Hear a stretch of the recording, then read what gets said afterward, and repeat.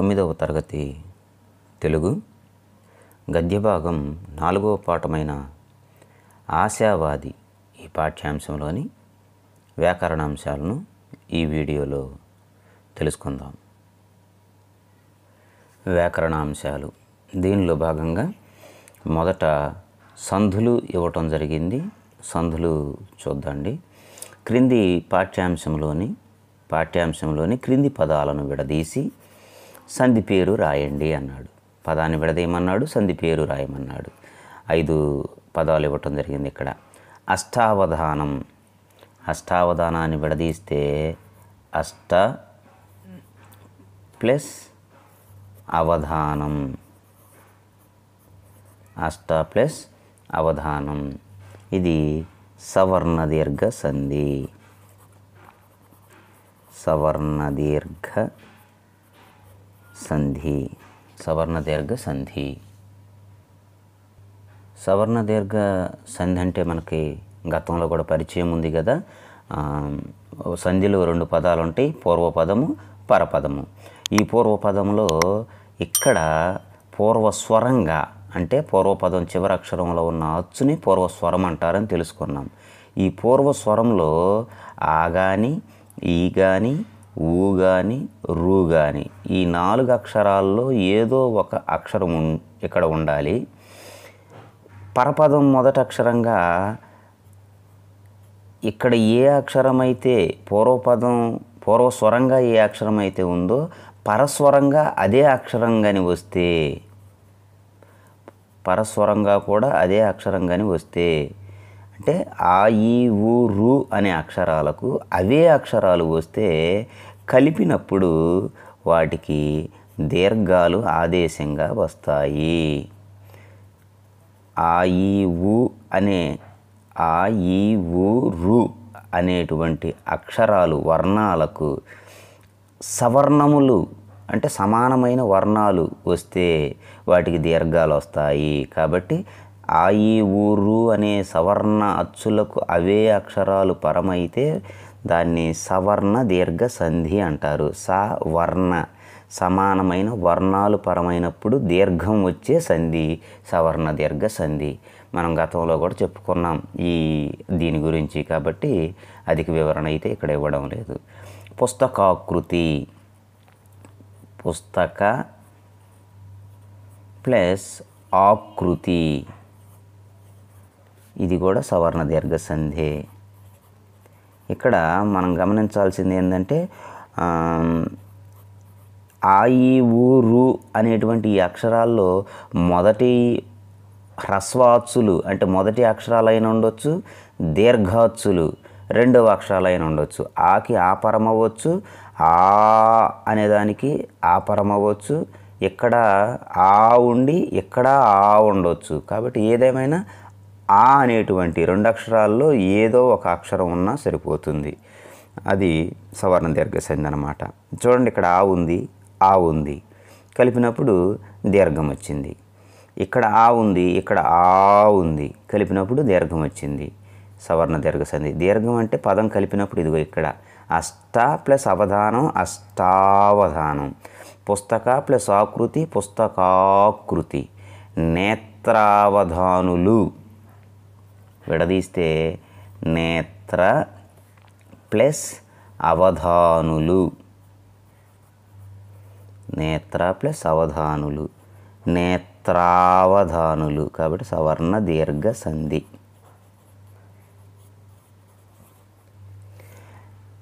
ఇక్కడ ఆ ఉంది, నేత్ర పూర్వస్వరం ఆ, పరస్వరం ఆ, కలిపినప్పుడు నేత్రావధానులు.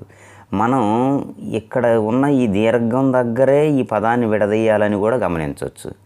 అసలు ఇక్కడ దీర్ఘం ఉంది అని అంటే దరిదాపుగా మనం తెలుసుకోవచ్చు అన్నమాట. ఈ దీర్ఘం వచ్చే సంధి సవర్ణ దీర్ఘ సంధి అని అలా కూడా గుర్తించవచ్చు.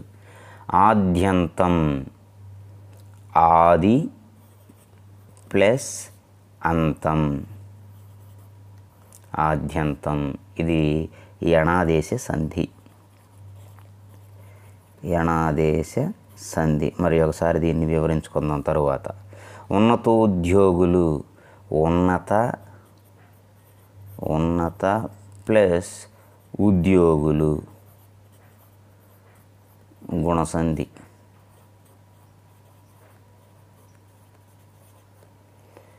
ఉద్యోగులు ఇది గుణసంధి.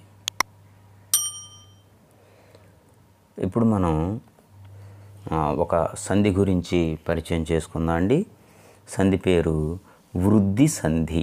సంధి పేరు వృద్ధి సంధి. దీని సూత్రాన్ని గమనిద్దాం. సంధి సూత్రాన్ని: అకారానికి ఏ ఐలు పరమైతే ఐకారము. పరమైతే అంటే వస్తే అని అర్థం. అకారానికి ఏ ఐలు పరమైతే ఐకారము, ఓ ఔలు పరమైతే ఔకారము వస్తాయి. అంటే ఇప్పుడు సంధిలో 2 పదాలు ఉంటాయని చెప్పుకున్నాం కదా. ఈ 2 పదాలలో ఈ 2 పదాలు పూర్వపదము పరపదము. అకారానికి ఏ ఐలు పరమైతే, అకారానికి అంటే ఇదిగో ఇక్కడ పూర్వపదంలోని చివరక్షరంలో పూర్వస్వరంగా ఆ ఉండాలి. పూర్వస్వరంగా ఆ ఉండాలి. అకారానికి ఏ ఐలు పరమైతే అంటే పరస్వరంలో ఏ కానీ ఐ కానీ ఈ రెండిట్లో ఏదో ఒకటి ఉండొచ్చు. అకారానికి ఏ ఐలు పరమైతే కలిపినప్పుడు ఐకారం వస్తుందట. అదే ఓ ఔలు పరమైతే ఔకారం వస్తుంది. అంటే మీకు విడిగా ఎక్కడ రాస్తున్నాను గమనించండి. అకారానికి ఏ కానీ ఐ కానీ పరమైతే ఐకారం వస్తుంది. అదే అకారానికి ఓ కానీ ఔ కానీ పరమైతే ఔకారం వస్తుంది. ఇది వృద్ధి సంధి యొక్క సూత్రం. మీరు ఇట్లా అక్షరాల రూపంలో గుర్తుంచుకోగలిగితే సూత్రం కూడా తెలిసిపోతుంది. అకారానికి ఏ ఐలు పరమైతే ఐకారం, ఓ ఔలు పరమైతే ఔకారం అంటారు. ఐ ఔ అనేటువంటి అక్షరాలని వృద్ధులు అంటారు. అందుకని దీనికి వృద్ధి సంధి అని పేరు. ఇది సూత్రం అన్నమాట. ఇప్పుడు అర్థమైందా సూత్రం? మళ్ళీ ఒకసారి ఈ పట్టికను ఆధారంగా చేసుకొని సూత్రాన్ని చదువుతాను, జాగ్రత్తగా గమనించండి. అకారానికి పూర్వపదంలో ఏ ఐలు పరమైతే పరపదంలో ఐకారము అంటే కలిపినప్పుడు వచ్చేటువంటిది. ఓ ఔలు పరమైతే అకారానికి ఓ ఔలు పరమైతే ఔకారము వస్తాయి. ఇప్పుడు ఇక్కడ కొన్ని పదాలు ఇచ్చాడు, గమనిద్దాం. ఏక ప్లస్ ఏక, ఏక ప్లస్ ఏక. ఏక పూర్వస్వరంలో ఏముంది? ఆ ఉంది. ఏక పరస్వరంలో ఏముంది? ఏ ఉంది. పూర్వస్వరంలో ఆ ఉండి పరస్వరంలో ఏ కానీ ఐ కానీ ఉంటే కలిపినప్పుడు ఐ అనేటువంటిది రావాలి. ఏక ప్లస్ ఏక ఏ కై, ఐ అనేటువంటిది వస్తుంది. గమనించారో లేదో? ఐ అనేది వస్తుంది. ఏక ప్లస్ ఏక ఏకైక. సురా ప్లస్ ఏక, ఇక్కడ కూడా పూర్వస్వరము ఆ ఉంది, పరస్వరము ఏ ఉంది. ఆకు ఏ పరమైతే ఐ వస్తుంది. సురా ప్లస్ ఏక సురైక. సమా ప్లస్ ఐక్యం, పూర్వస్వరం ఆ, పరస్వరం ఐ. ఆకు ఐ పరమైతే అయ్యే. ఏ కానీ ఐ కానీ ఏది పరమైనా అయ్యే వస్తుంది. సో సమా ప్లస్ ఐక్యం సమై, సమైక్యం. ఏం లేదు, ఇక్కడ ఉన్నటువంటి ఏ కానీ ఐ కానీ రెండిట్లో ఏ అక్షరం ఉన్నా, ఏ అచ్చు ఉన్నా ఆ అచ్చు ఈ ముందున్నటువంటి అక్షరంలోకి వచ్చి చేరుతుంది. కాలో ఐ వస్తే కై అయింది. రాలో ఐ వస్తే ఏ ఉంది కాబట్టి కలిపినప్పుడు ఐ రావాలి కాబట్టి ఐ ఇందులోకి వస్తే సురైక. మా ఉంది, ఇక్కడ ఐ ఉంది, ఈ ఐ ఇందులోకి వస్తే సమైక్యం. అట్లా దేవ ప్లస్ ఐశ్వర్యం, ఆ ఉంది ఐ ఉంది, కలిపినప్పుడు అయ్యే రావాలి, ఈ ఐ ఇందులోకి వస్తుంది. అప్పుడు దేవైశ్వర్యం. పాప ప్లస్ ఓఘము, ఇక్కడ గమనించండి. పాప ఆ ఉంది, ఓఘము ఓ ఉంది, ఆకి ఓ పరమైతే ఔ రావాలి. కాబట్టి పాపౌఘం, పాప ప్లస్ ఓఘము పాపౌఘము, పాపౌఘము. పౌ అనేటువంటిది ఇక్కడ ఔ అనేటువంటిది వచ్చింది, ఓ ఆకి ఓ పరమైతే ఔ వస్తుంది. పాపౌఘము. ఓఘం అంటే సమూహం, పాపౌఘం అంటే పాపుల సమూహం అని అర్థం. దేశ ప్లస్ ఔన్నత్యం, దేశ ప్లస్ ఔన్నత్యం దేశౌన్నత్యం, దేశౌన్నత్యం. ఇది వృద్ధి సంధి యొక్క వివరణ. ఇప్పుడు మన పాఠ్యపుస్తకంలోని ఉదాహరణలను గమనిద్దాం. క్రింది పదాలను విడదీసి సంధి పేరు రాయండి. పూర్వపదం పరపదం, ఇక్కడ సంధి పేరు. రసౌచిత్యం, రసౌ ఔ వచ్చింది, మనం పదం చూడంగానే గుర్తుపట్టవచ్చు వృద్ధి సంధి పదం అని. రసౌ ఔ వచ్చింది అంటే సూత్రం ప్రకారం ఏంటి, అకారానికి ఏ కానీ ఐ కానీ పరమైతే అయ్యే వస్తుంది, అకారానికి ఓ కానీ ఔ కానీ పరమైతే అవ్వే వస్తుంది. ఇది సూత్రం. కాబట్టి రసౌచిత్యం, రసౌ ఔ వచ్చింది కాబట్టి వృద్ధి సంధి అని మనం గమనించవచ్చు. రస ప్లస్ ఇక్కడ పదాన్ని మనం విడదీస్తే రసౌచిత్యం, రస ప్లస్ ఔచిత్యం, రస ప్లస్ ఔచిత్యం కలిపితే రసౌచిత్యం, వృద్ధి సంధి, వృద్ధి సంధి. దివ్యౌషధం, దివ్య ప్లస్ ఔషధం,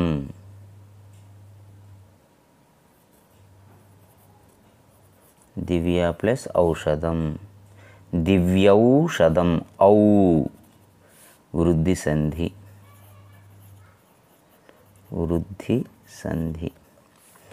దేవాలయం, దేవ ప్లస్ ఆలయం, దేవా ఆ ఉంది కలిపినప్పుడు దీర్ఘం వచ్చింది, ఏ సంధి అవుతుంది, సవర్ణ దీర్ఘ సంధి, సవర్ణ దీర్ఘ సంధి.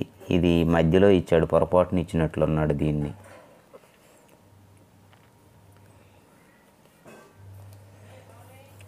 దేశౌన్నత్యం,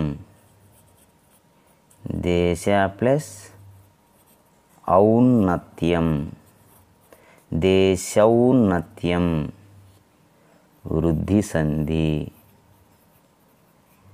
వృద్ధి సంధి. క్రింది పదాలను కలపండి, సంధి పేరు రాయండి.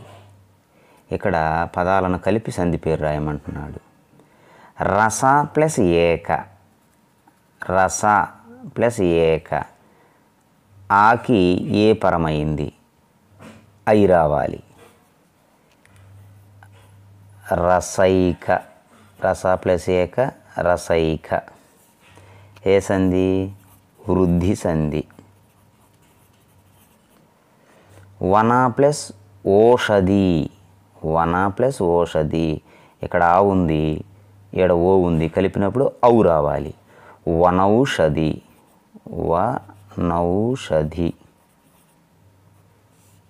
వృద్ధి సంధి, వృద్ధి సంధి. ఐ కానీ ఔ కానీ పదంలో ఉందంటే అది వృద్ధి సంధి, జాగ్రత్తగా గమనించవచ్చు. ఏది, సంస్కృత సంధుల్లో మాత్రమే.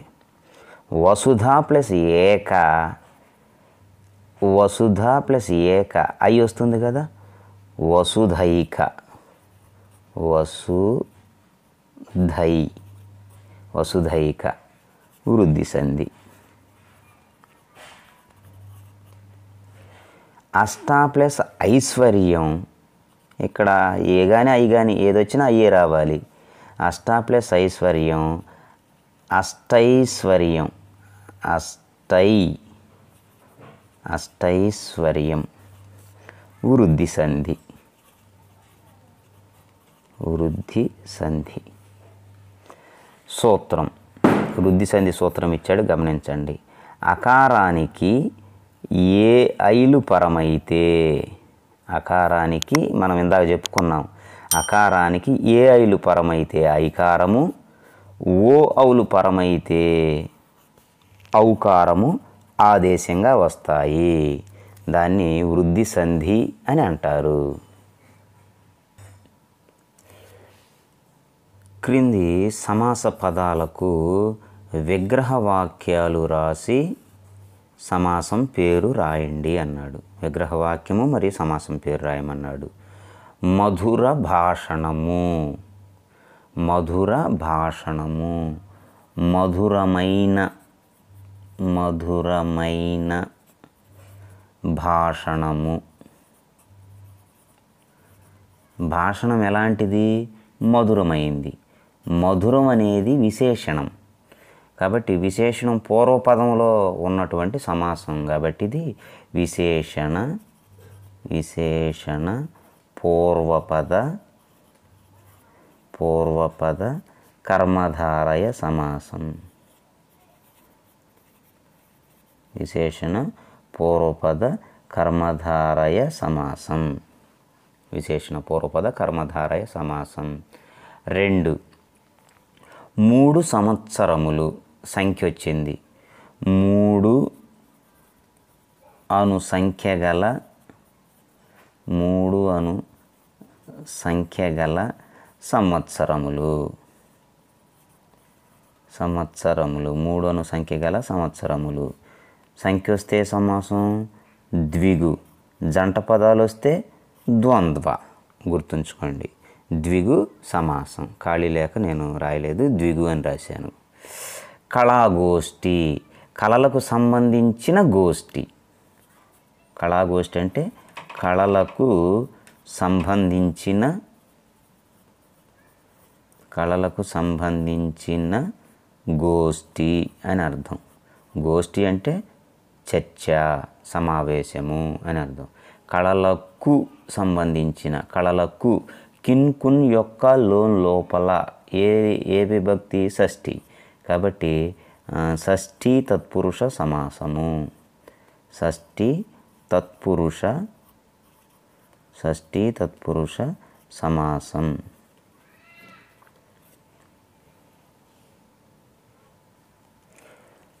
తర్వాత మరొక అంశం ప్రత్యక్ష పరోక్ష కథనాలు. కథనం అంటే మాట, విధానము అని అర్థం, చెప్పేటువంటి పద్ధతి అని. ప్రత్యక్ష పరోక్ష కథనాలు.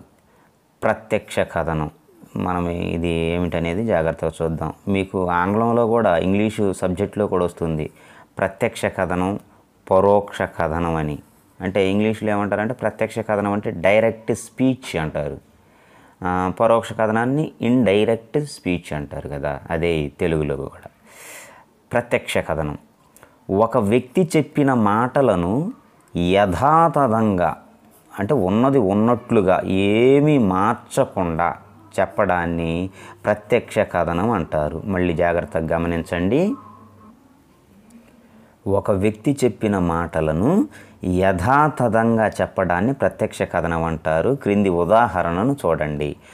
నేను తలుచుకుంటే ఏదైనా సాధించగలను. నేను తలుచుకుంటే ఏదైనా సాధించగలను అని వర్షిత్ అన్నాడు.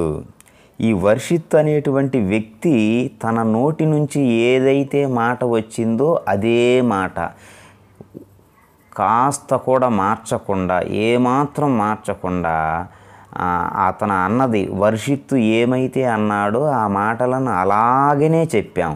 యథాతథంగా చెప్పడాన్ని ప్రత్యక్ష కథనం అంటారు. నేను తలుచుకుంటే, నేనంటే వర్షిత్ అన్నమాట, నేను తలుచుకుంటే ఏదైనా సాధించగలను అని వర్షిత్ అన్నాడు. ఇది ప్రత్యక్ష కథనానికి సంబంధించినటువంటి వాక్యం. మనం జాగ్రత్తగా గమనిస్తే ఇదిగోండి, ఇక్కడ ప్రత్యక్ష కథనంలో ఇన్వర్టెడ్ కామాస్ అంటారు వీటిని, తెలుగులో ఉద్ధరణ చిహ్నాలు అంటారు. ఆ ఉద్ధరణ చిహ్నాలను మనం జాగ్రత్తగా గమనించవచ్చు. తర్వాత పరోక్ష కథనం వేరే వాళ్ళు చెప్పిన మాటల్ని మన మాటల్లో అది వేరే వాళ్ళు చెప్పిన మాటల్ని మన మాటల్లో చెప్పడాన్ని పరోక్ష కథనం అంటారు. క్రింది ఉదాహరణ చూడండి. తాను బాగా చదువుకొని ఒక గొప్ప స్థితికి చేరుకుంటానని మోక్ష అన్నది. అన్నది ఎవరు? మోక్ష. ఏమని అన్నది? ఇందాకట్లాగానే వర్షిత్తులాగానే మోక్ష కూడా నేను బాగా చదువుకొని గొప్ప స్థితికి చేరుకుంటా అని అన్నది. కానీ ఆమె అన్న మాటల్ని వేరే ఒకళ్ళు చెబితే ఎలాగుంటుందో ఇక్కడ ఇచ్చాడనమాట. నేను అంటలా, తాను అంటే మన మాటల్లో చెబుతున్నాడు అనమాట. తాను బాగా చదువుకొని ఒక గొప్ప స్థితికి చేరుకుంటానని మోక్ష అన్నది. ఈ రెండు అనుకరణాలే. అనుకరణాలే అంటే అనుకరించేటువంటివి. అనుకరణంలో అంతా చెప్పి కథనం చివర అని వాడతాం. దీనిని అనుకారకం అంటారు. ఈ అని అనేటువంటి ఈ పదజాలాన్ని అనుకారకం అంటారు. 2 వాక్యాల్లో కూడా చూడండి అని అనే ఉంటుంది. నేను తలుచుకుంటే ఏదైనా సాధించగలను అని. తాను బాగా చదువుకుని ఒక గొప్ప స్థితికి చేరుకుంటానని అని. అలా ప్రత్యక్ష కథనాన్ని పరోక్ష కథనంలోకి మార్చడానికి పాటించవలసిన నియమాలు ఇచ్చాడు. జాగ్రత్తగా గమనించండి. ప్రత్యక్ష కథనాన్ని పరోక్ష కథనంలోకి మార్చటానికి పాటించవలసిన నియమాలు. 1. ప్రత్యక్ష కథనంలో వ్యక్తి యథాతథంగా చెప్పిన మాటలను ఉద్ధరణ చిహ్నాలలో అంటే ఇన్వర్టెడ్ కామాస్లో ఈ విధానంలో చూపించాలి. ఇలా ఇన్వర్టెడ్ కామాస్లో ఒక వాక్యం ఉంది అంటే ఖచ్చితంగా అది ప్రత్యక్ష కథనము, ప్రత్యక్ష కథనానికి సంబంధించిన వాక్యము అని గమనించాలి. పరోక్ష కథనంలో ఉద్ధరణ చిహ్నాలు ఉండవు.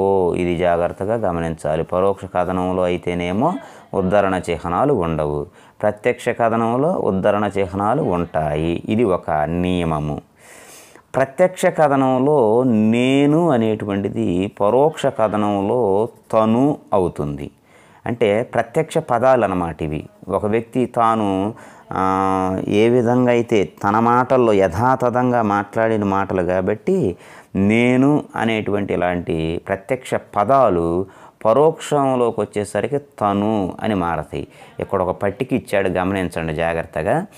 ప్రత్యక్ష కథనంలో నేను అని వచ్చిందనుకోండి, పరోక్ష కథనంలో తను అవుతుంది. నేను సినిమాకు వెళ్ళాను, అది ప్రత్యక్ష కథనం. తాను సినిమాకు వెళ్ళాడు, పరోక్ష కథనం. నా అనేది తన అనే విధంగా మారుతుంది పరోక్ష కథనంలో. ఇవన్నీ ప్రత్యక్ష కథనంలో వచ్చేటువంటి పదజాలం. ఇవి ప్రత్యక్ష పదజాలం, ఇది పరోక్ష కథనం పదజాలం. ప్రత్యక్ష పరోక్ష కథనాలకు సంబంధించిన పదజాలం. నా అనేటువంటి ప్రత్యక్ష పదం తన అనేటువంటి ప్రత్యక్ష పదంగా మారుతుంది. నాతో అంటే తనతో,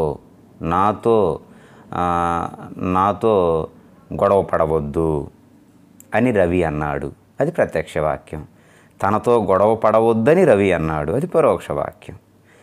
కాబట్టి నన్ను, తనను, నాకు, తనకు, మా, తమ, మాకు, తమకు, మా, తమ, మాకు, తమకు, మేము, తాము, ఇవన్నీ మనకి సహజంగా మనం ఉపయోగించే పదాలే. మేమంతా సినిమాకు వెళ్ళాము, ప్రత్యక్ష వాక్యం. తామంతా సినిమాకు వెళ్ళారని పరోక్ష వాక్యం. ఇట్లా మా పొలంలో మంచి పంట పండింది, ప్రత్యక్ష వాక్యం. తమ పొలంలో మంచి పంట పండిందని పరోక్ష వాక్యం. కాబట్టి ఇవి ప్రత్యక్ష పదాలు.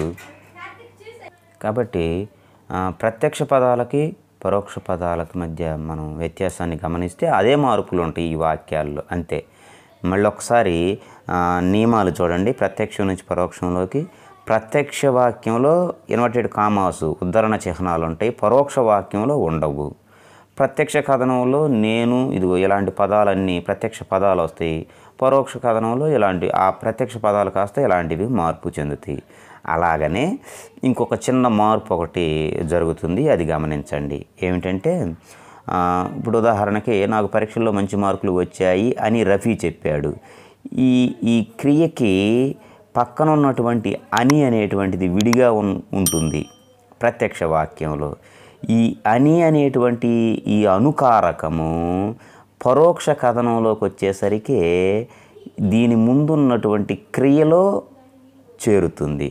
వచ్చాయి అని విడిగా ఉంది కదా, పరోక్ష కథనంలోకి వచ్చేసరికి వచ్చాయని అవుతుంది. వేస్తుంది అని విడిగా ఉంది కదా, ఈ అని అనుకారకము ఈ క్రియలో చేరి వేస్తుందని, వస్తున్నారు అని, వస్తున్నారని అలా కాకుండా ఏదైనా రెండు వాక్యాలు ఉన్నప్పుడు నాకు ఈత అంటే ఎంతో సరదా, ఇది ఒక వాక్యం. ఈత కొట్టడం ఆరోగ్యం కూడా, ఇది ఒక వాక్యం. ఇలా రెండు వాక్యాలు ఉన్నప్పుడు ఈ మొదటి వాక్యం చివరిలో కూడా అని అనేటువంటిది మరి చేరుతుంది. ఈ రెండో వాక్యం చివరిలో కూడా ఇక్కడ ఎట్లా అని అనేటువంటిది ఉంటుంది కాబట్టి అది కూడా క్రియలో చేరుతుందన్నమాట. అట్లా ఇది గమనించండి. ఇప్పుడు చూద్దాం. ఈ క్రింది ప్రత్యక్ష కథనంలోని వాక్యాలను పరోక్ష కథనంలోకి మార్చండి. ఇక్కడ మరి ఖాళీ లేదు కాబట్టి నేను వీటిని విడిగా చెప్పడానికి ప్రయత్నం చేస్తా. ఇవి పాఠ్యపుస్తకంలోని వాక్యాలే, అక్కడ ఖాళీ లేదు కాబట్టి ఇక్కడ మీకు వివరించడానికి చూపిస్తున్నాను, గమనించండి.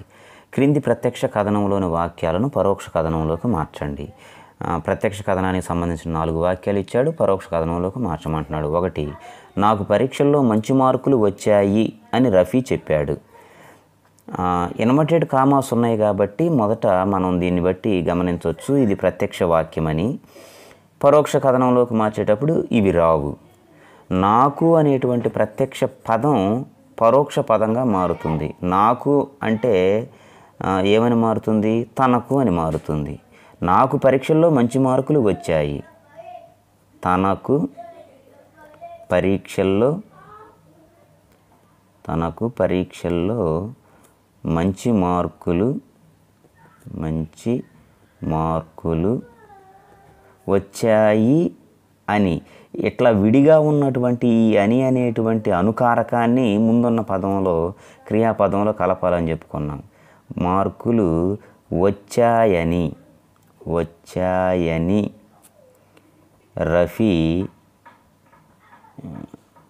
రఫీ చెప్పాడు. ఇది చాలా తేలిక, గమనించండి. మనం మార్చింది ఏం లేదు, ప్రత్యక్ష పదాన్ని మార్చాము, అని అనేటువంటి అనుకారాన్ని కలిపాము. ఇంక ఏ మార్పు చేయాల. ఇంకొక మార్పు చేసాము, గమనించండి. ఈ ఇన్వర్టెడ్ కామాస్ని తీసేసాం. 3 మార్పులు. ప్రత్యక్ష కథనంలో ఉన్న అనుకరణ చిహ్నాలను, ఉద్ధరణ చిహ్నాలను తీసేసాం. ప్రత్యక్ష పదాన్ని పరోక్ష పదంగా మార్చాం. అని అనేదాన్ని ముందున్న వాక్యంలో కలిపాం. ఈ 3 మార్పులే ఉంటాయి. రెండోది గమనిద్దాం. పుష్కర బొమ్మలు బాగా వేస్తుంది. ఇందులో ప్రత్యక్ష పదం ఏమిటి? నాకు, నేను, మాకు, మేము, నాతో ఏమన్నా ఉన్నాయా? ఏమీ లేవు. కాబట్టి మనం అది మార్చాల్సిన పని లేదు. ఆ పదమే లేదు కదా, ఇక మనం మార్చడానికి లేదు, అవకాశం లేదు. ఇన్వర్టెడ్ కామాస్ తీసేద్దాం, ఉన్నాయి కాబట్టి. ఇక్కడ పుష్కర బొమ్మలు బాగా వేస్తుంది, ప్రత్యక్ష పదం లేదు కాబట్టి పుష్కర బొమ్మలు బాగా వేస్తుంది అని అనేటువంటిది కలపాలని చెప్పుకున్నాం కదా. వేస్తుందని వాళ్ళ నాన్నగారు అన్నారు. ఇన్వర్టెడ్ కామాస్ తర్వాత ఉండేది పెద్దగా మార్పు ఏం జరగదు. ఇవి వాళ్ళ నాన్నగారు అన్నారు, రఫీ చెప్పాడు, ఇలాంటివి అన్నమాట. 3, మీరంతా ఎక్కడి నుండి వస్తున్నారు అని శైలజ పిల్లల్ని అడిగింది. మీరంతా, ఇది ప్రత్యక్ష పదం. మీరంతా అనేటువంటిది ప్రత్యక్ష పదం కింద మనం చెప్పుకోవచ్చు. ఇన్వర్టెడ్ కామాస్ వరకు తీసేసి అని అనేది కలిపినా ఈ వాక్యంలో జవాబు సరిపోతుంది. ఇన్వర్టెడ్ కామాస్ తీసేసి ఉన్నది ఉన్నట్లుగా మొత్తం రాసిన. ఎందుకంటే మేమంతా అనేది ప్రత్యక్ష పదం, మీరంతా అనేది పరోక్ష పదం కింద మనం వాడతాం. ఇందాక ప్రత్యక్ష అన్నాను కదా, కాదు, మీరంతా అనేది కూడా పరోక్ష పదం కిందే వస్తుంది. కాబట్టి ఇన్వర్టెడ్ కామాస్ మొత్తం తీసేసి రాసినా సరిపోతుంది. మీరంతా ఎక్కడి నుండి, మీరంతా ఎక్కడి నుండి వస్తున్నారని అనేది కలిపాం. శైలజ పిల్లల్ని అడిగింది. ఇలా రాస్తే జవాబు సరిపోతుంది. మీరంతా ఎక్కడ నుండి వస్తున్నారని శైలజ పిల్లల్ని అడిగింది. వాళ్ళంతా అనేది కూడా కొన్ని సందర్భాల్లో ఉపయోగించవచ్చు. వాళ్ళంతా ఎక్కడి నుంచి వస్తున్నారని శైలజ పిల్లల్ని అడిగింది. నాకు ఈత అంటే ఎంతో సరదా ప్రత్యక్ష పదం ఉంది. ఇక్కడ గమనించారా, 2 వాక్యాలు ఉన్నాయి. ఇందాక చెప్పుకున్నట్లు 2 వాక్యాలు ఉంటే అని అనేది 2 సార్లు రాసుకోవచ్చని. నాకు ఈత అంటే సరదా, దీన్ని ప్రత్యక్ష కథనంలో ఉంచి పరోక్ష కథనంలోకి మారిస్తే తనకు ఈత అంటే ఎంతో సరదా అని ఒకసారి అని అనేది చేర్చాం. సరదా అని ఈత కొట్టడం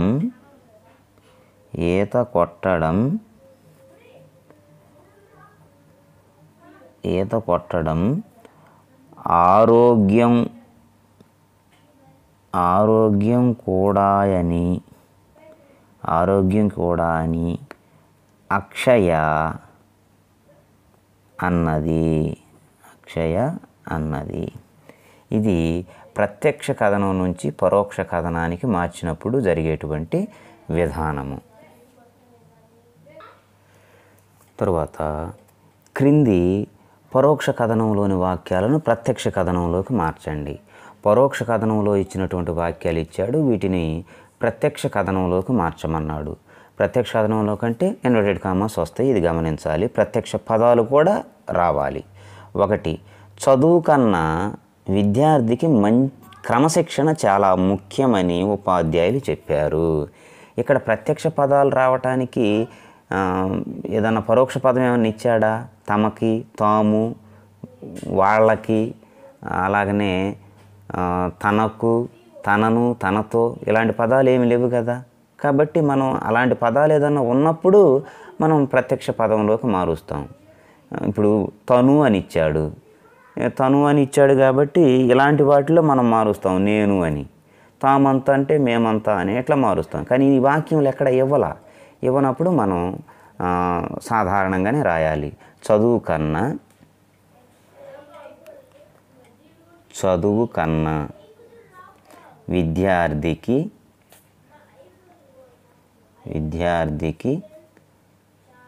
క్రమశిక్షణ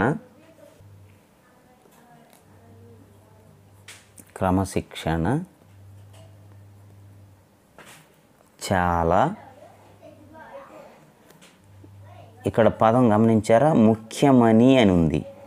ఇలా కలిపి రాసేది పరోక్ష కథనంలో. ప్రత్యక్ష కథనంలో రాయమంటున్నప్పుడు ఏం చేయాలి? అని అనేదాన్ని విడతీయాలి. చాలా ముఖ్యము అని ఉపాధ్యాయులు చెప్పారు.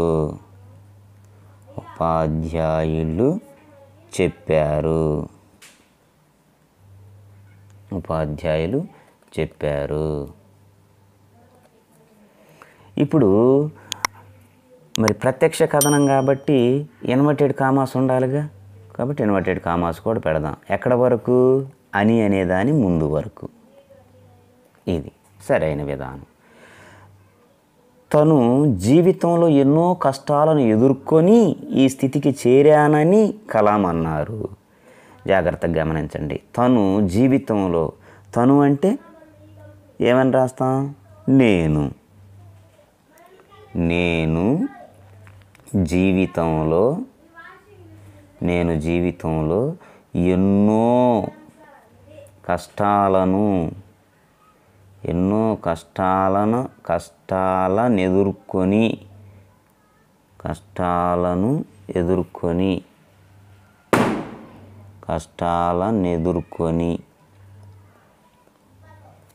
ఈ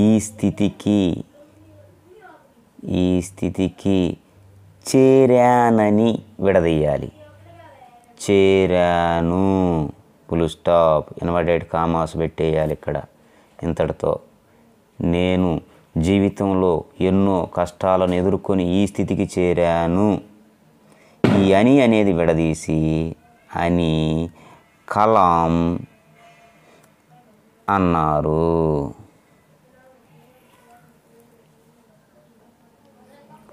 తర్వాత 3వ వాక్యం, తామంతా నిత్యం పుస్తకాలు చదువుతూ ఉంటామని. తామంతా అంటే మనమేమని మార్చాలి? తామంతా అనేటువంటి దాన్ని మేమంతా, ప్రత్యక్ష పదం. మేమంతా నిత్యం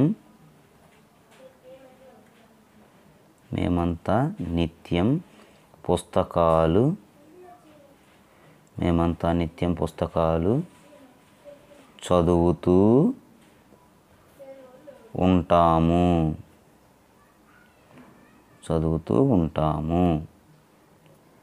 అని పిల్లలు చెప్పారు.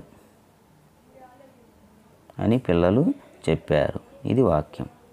తర్వాత 4, తానొక ప్రకృతి ఆరాధకుడినని విజయ్ అన్నాడు. ఆరాధకుడునని ఇక్కడ విడదీయాలన్నమాట. తానొక అంటే నేనొక ప్రకృతి ఆరాధకుడను. నేనొక ప్రకృతి ఆరాధకుడిని లేదా ఆరాధకుడిని, నేనొక ప్రకృతి ఆరాధకుడిని అని విజయ్ అన్నాడు. ఈ విధంగా మనం పరోక్షంలో ఇచ్చినటువంటి వాక్యాలను ప్రత్యక్షంలోకి మార్చవచ్చు. పరోక్ష పదం ఉంటేనే ప్రత్యక్ష పదంగా మారుతుంది. ఇలా పరోక్ష పదం లేని వాక్యాల్లో మనం మార్చాల్సిన అవసరం లేదు. ప్రత్యక్ష వాక్యంలో తప్పనిసరిగా ఇన్వర్టెడ్ కామాస్ ఉంటాయి. అని అనేటువంటిది ఇలా విడిగా ఉంటుంది. కలిపి ఉన్న అనిని విడిగా రాయాలి. ఇది ప్రత్యక్ష పరోక్ష కథనాలకు సంబంధించిన సమాచారం. ఇంతటితో మరి ఈ పాఠ్యాంశానికి సంబంధించిన వ్యాకరణాంశాలు పూర్తిగా చెప్పబడ్డాయి.